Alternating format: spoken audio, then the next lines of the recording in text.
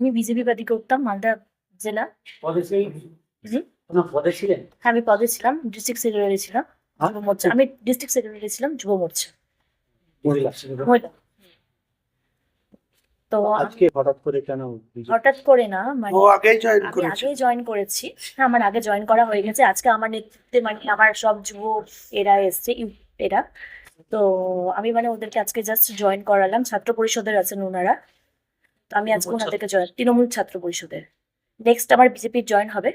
কতজন যোগদান করলেন? আজকে আমি বেশি জনকে আনতে পারিনি, কারণ ওনার নেতৃত্বে এখনো 500-600 জন আছে। হ্যাঁ, এদের মানে নেতৃত্বে। তো আমি আজকে 30 জন নিয়ে এসেছি।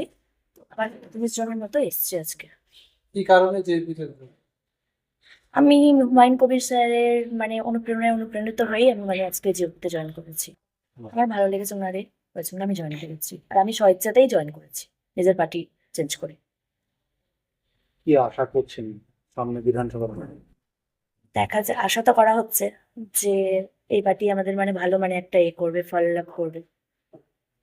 আপনার নাম বলুন। আপনার নাম? আমার নাম শিপ্পি তেওয়ারি। হ্যাঁ? শিপ্পি তেওয়ারি, কোথায় বললেন? মালদা জেলা।